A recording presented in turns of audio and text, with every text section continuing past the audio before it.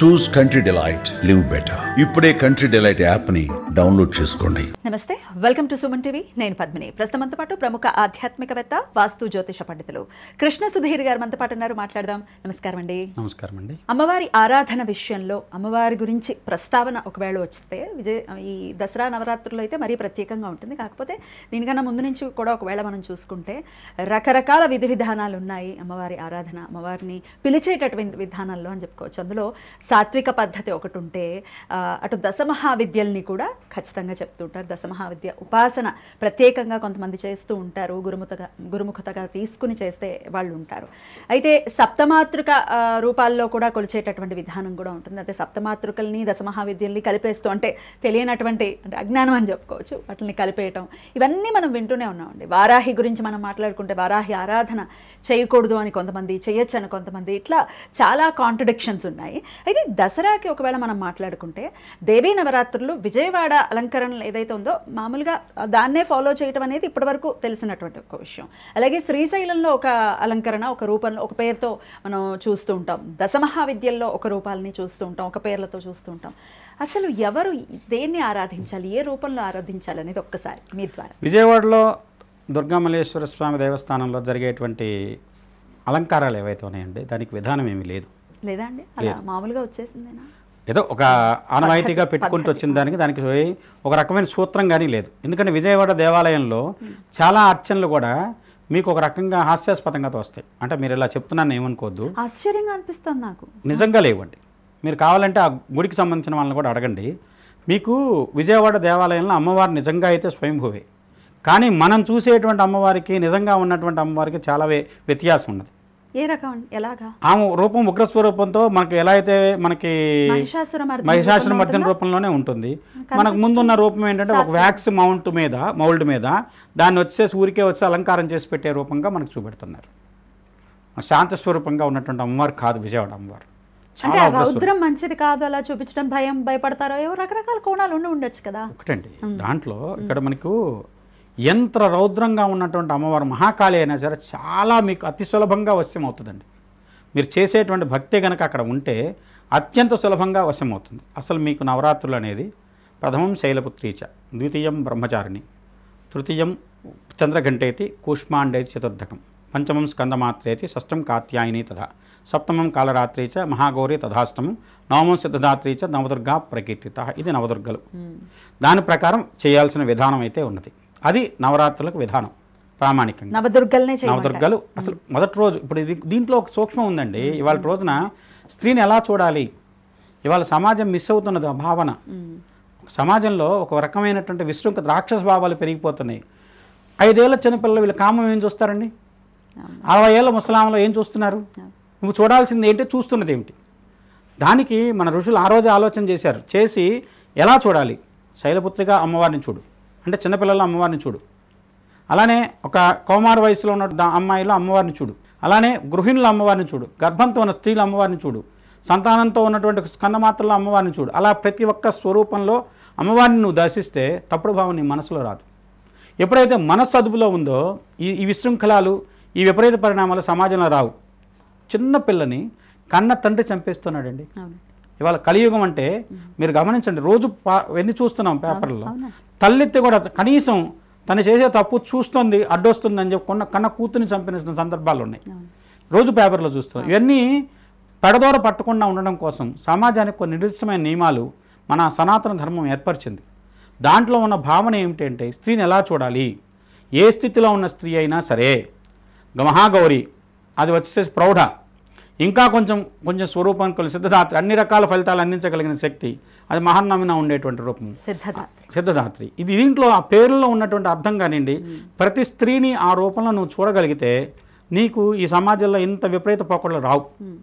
అందులో ఏంటంటే మనకు అరిషడ్ వర్గాల్లో ఉండేటువంటి కామం ప్రాధాన్యత వహించకుండా మనకి ఏవైతే పురుషార్థాల్లో ఉన్న కామానికే ప్రాధాన్యత వస్తుంది. ఎందుకంటే ప్రజ అనే సంతతి కలగాలి అంటే అక్కడ కామం ఉండాలి. సో సమాజం ముందుకు వెళ్ళాలంటే అక్కడ ఉండాలి.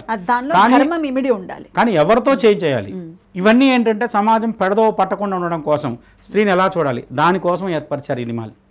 అయితే మీరు ఇందాక విజయవాడ మూలం లేదు అని అన్నారు కాబట్టి ఇప్పుడు శైలపుత్రి బాల అయినప్పుడు ఫస్ట్ డే ఇక్కడ కూడా బాలా త్రిపుర సుందరికి చేస్తారు కదా? కాదండి, ఇప్పుడు దీంట్లో ఇప్పుడు మూలా నక్షత్రం సరస్వతి ప్రామాణికంగా తీసుకుంటున్నారు. మామూలుగా మనం త్రిరాత్రివతంలో ఏం చేస్తున్నాం, ముందు మహాసరస్వతి, మహాలక్ష్మి, తర్వాత కాళీ వస్తుంది. దుర్గా వాళ్ళ దాంట్లో ఏంటంటే దుర్గాష్టమి నాడు దుర్గా, మహిషాసుర మర్దిని మహర్నవమి నాడు మూలా నక్షత్రం సరస్వతి, అవి ఉంచి మిగతా అవతారాలు అటు ఇటు అవకాశాన్ని బట్టి అటు ఇటు మారుస్తున్నారు.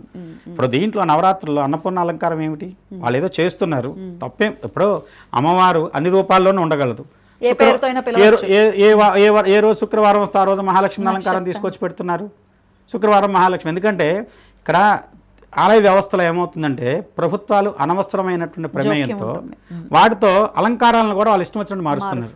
శుక్రవారం వస్తే జనాలు వస్తారు, లేదంటే ఎక్కువ ఫండ్స్ వస్తాయి, లేదంటే ఎక్కువ మంది వచ్చిన రోజు అంతే, శుక్రవారం లక్ష్మి అంతే, వేరే ఏం లీమేం లేదు దాంట్లో. లక్ష్మీ రూపంలో నవదుర్గలు ఏ దుర్గని చెప్తారండి? మీకు లక్ష్మీ రూపంలో ఏం లేదు, నవరాత్రులు అనేది స్త్రీ రూపం, దాని మహాలక్ష్మి కావచ్చు. ఇప్పుడు మహాలక్ష్మి లక్ష్మిగానే చేయాలి, అష్టలక్ష్మిలు చేయండి. తిరుమలలో కింద చిన్న తిరుపతిలో తిరుచానూరులో అష్టలక్ష్మిలు 8 రోజులు పూజ చేస్తారు. చివరి రోజు వచ్చేసి అలవేలు మంగా స్వరూపంతో అమ్మవారిని పద్మావతి రూపంలో పూజ చేస్తారు. అన్ని రకాలైనటువంటి భోగాలు ఇవ్వగలిగిన శక్తి కింద పరిపూర్ణమైన సంపూర్ణ మహాలక్ష్మి రూపంలో చివరి రోజు పూజ చేస్తారు. అక్కడ అంటే ఇప్పుడు మీకు మన దగ్గర జరిగేటువంటి ఆరాధనల్లోనే వైష్ణవ సంబంధమైన ఆరాధనలో ఈ నవరాత్రులు వాళ్ళు వదలలేదు. ఎందుకంటే వెంకటేశ్వర స్వామి చేయించుకుంటున్నాడు అక్కడ కూర్చొని. ఎందుకంటే ఒక స్థానం శ్రీదేవి, ఒక స్థానం భూదేవి, ఆ విధంగా ఉండేసి ఆయనకి అక్కడ ఉన్నటువంటి శక్తి స్వరూపిణి కింద ఆరాధన జరుగుతుంది. ఎందుకంటే ఆనంద నిలయం మీద సింహాలే ఉన్నాయి, గరుత్మంతులు పెట్టలేదు, అంటే అక్కడ శక్తి స్వరూపం, శక్తి నిలయం, ఆ శక్తి స్వరూపిణి కింద ఆరాధన జరుగుతుంది. బ్రహ్మోత్సవాలన్నీ కూడా శక్తికి జరిగేటువంటి ఆరాధనలే. అలానే మీరు గమనిస్తే కొల్హాపురి మహాలక్ష్మికి వెంకటేశ్వర స్వామికి అవినాభావ సంబంధం చెప్తున్నారు. అక్కడ మహాలక్ష్మి వైకుంఠం నుంచి అలిగి వచ్చి అక్కడ తపస్సు చేసింది. ఆమె అక్కడ లేదని ఈయన ఇక్కడికి వచ్చేసి ఇక్కడ కూర్చొని తిరుమలలో కూర్చొని ఆయన ఇక్కడ పూజలు చేయించుకుంటున్నారు. మీరు గమనిస్తే కనుక మహారాష్ట్ర నుంచి ఆషాఢ మాసంలో ఎంతోమంది భక్తులు మా అల్లుడికి సారవటం కోసం వచ్చామని చెప్పి వచ్చేవాళ్ళు 2 మంది ఉన్నారు. తిరుపతి వస్తుంటారు. అంటే ఇక్కడ ఏంటంటే ఇక్కడ ఆ భావం ఏర్పడిపోయిందంటే మన ఆసేత్ హిమాచలం ఒకటే అనే భావన కలిగించడం కోసం ఎంత ప్రయత్నం చేసి ఈ విధమైనటువంటి సాంప్రదాయాలు ఏర్పరిచారో అర్థం చేసుకోండి. దీంట్లో ఉన్నది ఏంటంటే ఒకటే భావం, భరత ఖండం, భరత వర్షం, భారతదేశం అంతా ఒకటే, ఆసేత్ హిమాచలం. ఆ భావన కోసం ఆదిశంకరుడు చేసిన తాపత్రయాన్ని దీన్ని ఒక్కొక్క పూజలో ఒక్కొక్క భాగంలో ఇమిడ్చారు మన దేశంలో. మనం ఇక్కడ కూర్చున్న అమ్మవారి శరీరం మొత్తం 18 భాగాలు, అష్టాదశ శక్తిపీఠాలు ఏర్పడిపోయినాయి, 12 జ్యోతిర్లింగాలు దేశం మొత్తం ఏర్పడినాయి. ఆ భావం ఏమవుతుంది, ఇదంతా ఒకటే భాగం. అంతకుముందు షోడశ మహాజనపదాలు ఉండేవి, అవన్నీ ముక్కలుగా ఉండేది, అంతా కాదు ఒకటే అనేటువంటి భావం తీసుకురావడంతో ప్రజల్లో ఏంటంటే మనకి ఇక్కడ కూర్చున్నాం, తమిళనాడు వేయడానుకోవట్లే, రాష్ట్రం వేరు కానీ దేశంలో భాగమే. ఆ రకమైన సమిష్టి అనే భావం కలిగించడం పూజల్లో అంతరార్థం కూడా. ఖచ్చితంగా. ఇక ఈ దశమహావిద్యల గురించి ఒకవేళ మనం మాట్లాడుకుంటే ఒక ఇంత నిగూఢంగా ఉండేటటువంటి విద్యలు ఇవి, ఎంతో కొంత వాటికి ప్రాచుర్యం అనేది వచ్చింది. దశమహావిద్యల్ని ఎవరెవరు ఆశ్రయించవచ్చు, ఎవరెవరు ఆశ్రయించకూడదు? దశమహావిద్యల్లో అండి మీరు అనుకునే మహాకాళి, మహాలక్ష్మి, మహాసరస్వతి ఇవే స్వరూపాలు. అలానే షోడశి రూపంలో అమ్మవారు, ఎందుకంటే షోడశి అంటే మీకు లలితా పరమేశ్వరీదేవి, పంచదశి ఆమె, షోడశి ఆమె, అలానే భైరవి. అంటే ఇప్పుడు దుర్గాదేవి భైరవి యొక్క అంశాన్ని చెప్తారు, అలానే త్రిపుర భైరవి, అలానే వచ్చేసి మీకు ప్రత్యంగిర భైరవిలే. ఇవన్నీ ఏంటంటే ఆ రకమైన శక్తులు. అలా దాన్ని ఎలా చూడాలి అంటే అండి 2 రకాలుగా అర్చన చేస్తున్నారు. ఉద్భవ క్రమం, మహాకాళి నుంచి ఉద్భవించి చివరి కమలాత్మక రూపంలో పూర్తి చేయటం, అది ఉద్భవ క్రమం. సంహార క్రమం అని కమలాత్మకతో ప్రారంభించి మహానవమి విజయదశమి మహాకాళి రూపం మహోగ్రంగా ఉంటుంది. అక్కడ నీ యొక్క ఉద్దేశం అంటే అమ్మవారిని నువ్వు ఐశ్వర్యం అడుగుతున్నావా, లేదు నీ కష్టాలన్నీ తొలగించడం కోసం ఆ శత్రు నాశనాన్ని కోరుతున్నావా, అది ఉద్భవ క్రమము, సంహార క్రమం. అలానే మీరు విజయదశమి నాడు ప్రత్యేకమైన అపరాజితాదేవి పూజ అని చెప్పి ఉంటుంది. అపరాజితాదేవి పూజ బయటికి వెళ్ళి గ్రామం బయట జమ్మి చెట్టును కొట్టి జమ్మి చెట్టు కింద చేయమని చెప్తారు అపరాజితాదేవి ఆరాధన. అలా చేసిన దానివల్ల నువ్వు శత్రుంజయుడు అవ్వగలుగుతావు. అంతకుముందు రాజ్యాలు ఉన్నప్పుడు ఆ రాజు కానివ్వండి, ఆ ప్రాంతాన్ని పరిపాలించే వ్యక్తి కానివ్వండి, గ్రామానికి సంబంధించిన పెద్ద కానివ్వండి, ఆ గ్రామం నుంచి బయటకు వెళ్ళి గ్రామంలో ఉన్నటువంటి భక్తితో 9 రోజులు పూజ అయిన తర్వాత 10వ రోజున అపరాజితాదేవిని అర్చన చేసి అందరి క్షేమాన్ని కోరుతూ శమీ వృక్షానికి పూజ చేస్తారు. దాంట్లో ఉన్నటువంటి ఉద్దేశం అది. ఎందుకంటే ఎప్పుడైతే అమ్మవారు మనని పరిపాలిస్తుందో కష్టాలు కానివ్వండి, ఇబ్బందులు రావు. ఎందుకంటే మీరు ఎంత చేసినా శివుడు చేసే పని శివుడు చేశాడు, విష్ణువు చేసే పని విష్ణువు చేశాడు, అలానే బ్రహ్మ చేసే పని బ్రహ్మ చేశాడు. వీళ్ళ ముగ్గురి వల్ల సాధ్యం కాని పని వచ్చిన మళ్ళీ అమ్మ నీవే దిక్కు అని చెప్పి వెళ్ళారు. వాళ్ళే వెళ్ళారు ఆమె దగ్గరికి వెళ్ళి, వాళ్ళ దగ్గర ఉన్నటువంటి అస్త్రాలు శస్త్రాలు అన్నీ ఆమెకి ఇచ్చి, అమ్మ ఏదో ఒకటి నువ్వే చేసి పెట్టు, ఆ రాక్షసులు మమ్మల్ని ఈ విధంగా బాధిస్తున్నారు, మహిషాసురుడు కానివ్వండి, లేదంటే వచ్చేసి మీకు శంభులు కానివ్వండి. కాబట్టి వాళ్ళ నుంచి వచ్చిన ఉపద్రవాలు వచ్చినాయి. ఇదా వస్తుందని ఆమె చెప్పి తర్వాత నేనే వస్తానని చెప్పి, ఇలా గౌరీదేవి శరీరంలో ఉంటాను కాబట్టి నన్ను ఈ విధంగా పిలుచుకోండి అని చెప్పి ఆమె వచ్చి చేసి పెడతానని చెప్పి చేసి పెట్టింది. అంటే ఇక్కడ ఉండే దాంట్లో మీరు గమనించాల్సింది ఏ క్రమంలో చేసినా నీ సంకల్పం ప్రాధాన్యం. అలానే పెద్ద పెద్ద విషయాలు అవసరం లేదు, మీరు చేయగలిగిన స్థాయిలో ఉంది, మామూలుగా ఉంది. కొంతమందికి పటం పెట్టి ఇంట్లో కలిసం పెడితే ఏమైనా ఇబ్బంది ఏమో. సహజంగా ఏంటంటే ఇప్పుడు చాలామందికి ఉండేటువంటి భావనలు ఏంటంటే ఇంట్లో స్త్రీలు బయట ఉన్న తప్పు అనుకుంటారు. ఋతుక్రమంలో ఉన్నటువంటి వాళ్ళ స్థూలు అసలు ఉండకూడదు. ఖాళీకి అర్చనే ఋతుక్రమంతో ఉండేటువంటి దాంతో చేయమనుంది, అది ఎలా తప్పు అవుతుంది? దశమహావిద్యలో మహాకాళిని అర్చించే విధానంలో మీకు దానికి సంబంధించిన సూక్ష్మాలు చాలా ఉంటాయండి. దాన్ని ఎందుకంటే అండి అదే తప్పు కాదు, ఋతు సంబంధించినటువంటి క్రమం ఏదైతే ఉందో అది తప్పుగా అమ్మవారు ఎక్కడా చెప్పలేదు. అది అమ్మవారి పూజకి అడ్డంకే కాదు. కొంతమందికి ఈ మధ్య చాలామంది వీడియోస్లో చూస్తున్నాం, తిరుపతి క్యూ లైన్లో ఉన్నాం, తప్పనిసరిగా ఆ సమయంలో అనుకోకుండా వచ్చింది, అప్పుడు మా పరిస్థితి దర్శనం చేసుకోవాలా వద్దా, వెనక్కి రావాలంటే ఎలా? నిజంగా అయితే అది నీలో ఉన్న భావన, భగవంతుడు ఆ భావన లేదు. చేయొచ్చా చేయకూడదా అనే దాంట్లో చేసే విధానంలో చేయొచ్చు, దానికి తప్పుగా చెప్పలేదు. అలానే వచ్చేసి మీరు స్త్రీ ఆ సమయంలో ఉన్నప్పుడు కొన్నిటిని పనులను వర్జించమని చెప్పిన కారణం కూడా స్త్రీ ఆరోగ్య రీత్యాను శారీరక ధర్మరీత్యా ఉండేటువంటి సమస్యలను అధిగమించడానికి తప్పితే అది దైవికంగా వచ్చే తప్పనే భావంతో కాదు. దానికి ఏంటంటే మనం సంబంధించిన దాంట్లో కొన్ని పూర్తిగా అర్చన విషయాల్లో కాళీకి సంబంధించిన అర్చన త్వరగా మనకు అనుకూలమైనటువంటి ఫలితం రావాలి అంటే, ఆమెలో ప్రతిస్పందన రావాలంటే దానికి కొన్ని ప్రత్యేకమైనటువంటి ఈ ద్రవ్యాలతో వాడమని చెప్పి ఉన్నది.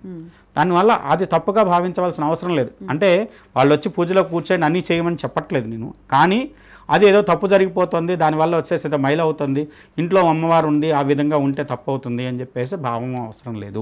గృహస్థులు మరి నేను ఇందాక అడిగినటువంటి ప్రశ్న, దశమహావిద్యల రూపాల్లో అమ్మవారిని కొలవచ్చా?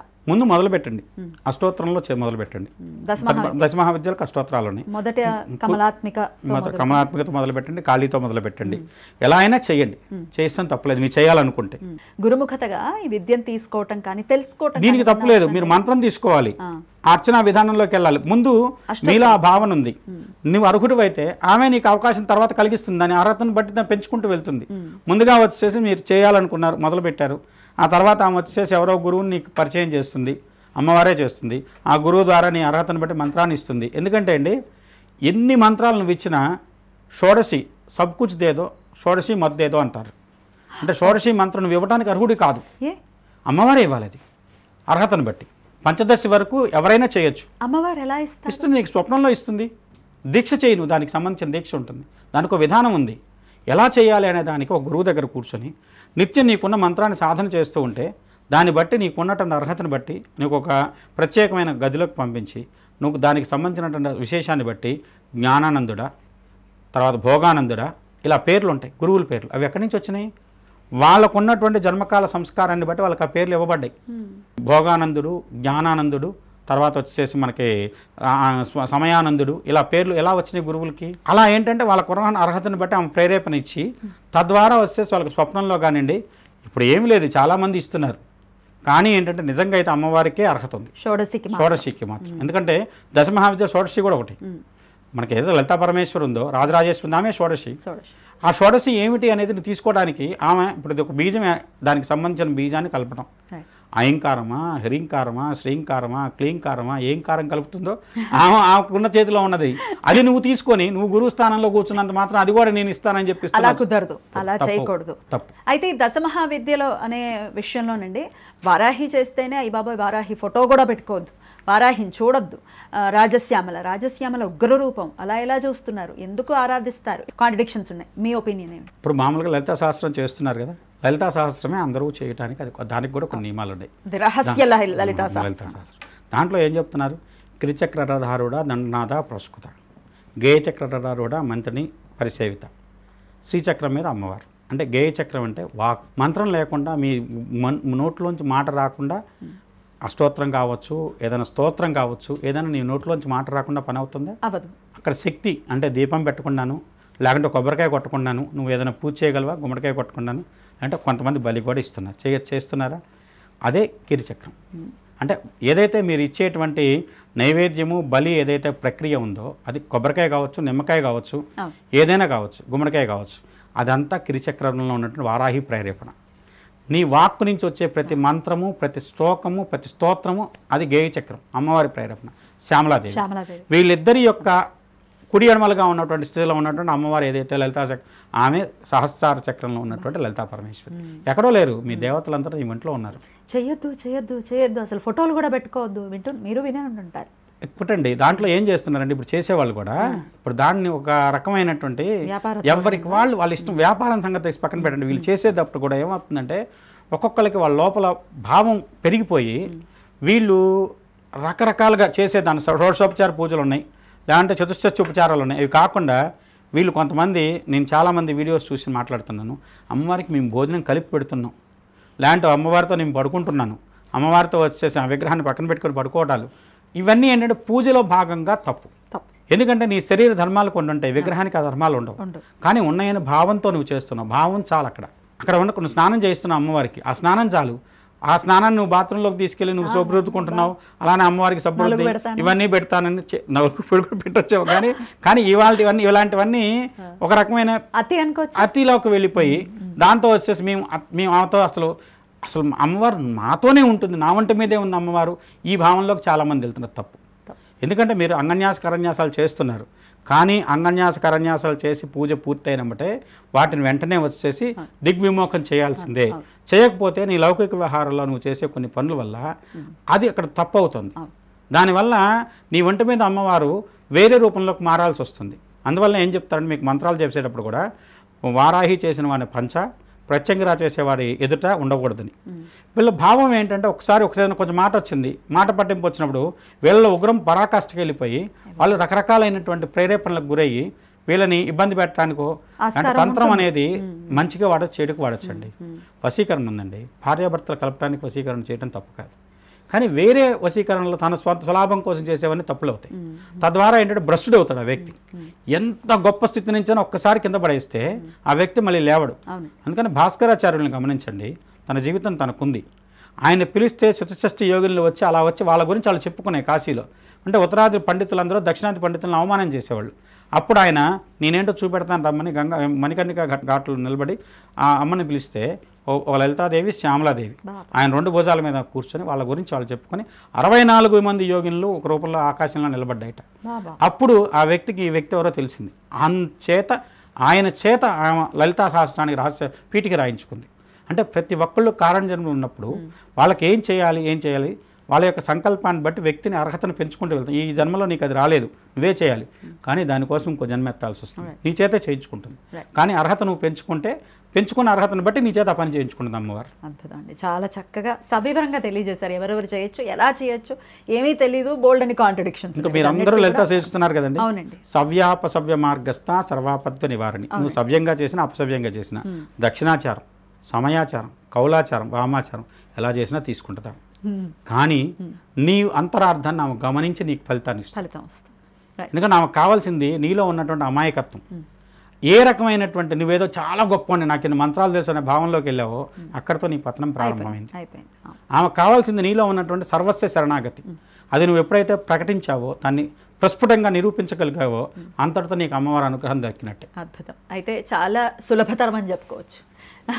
అసలు ఏం తెలియకపోవడమే. ఇన్నోసెన్సీ అనేది ప్రత్యేకంగా ఉన్న అర్హత అక్కడ అమ్మవారి దగ్గర. ఎంత ఇన్నోసెంట్ గా ఉంటే అంతే పూజకు అదే అర్హత. అద్భుతం. అబ్బా, చాలా చాలా చక్కగా ల్యాండ్ అయింది అని అనుకోవచ్చు. చాలా చక్కగా బ్యూటిఫుల్ గా ల్యాండ్ అయింది. Thank you so very much అండి, చాలా బ్యూటిఫుల్ గా ఎక్స్ప్లెయిన్ చేశారు. నమస్కారం అండి. నమస్తే.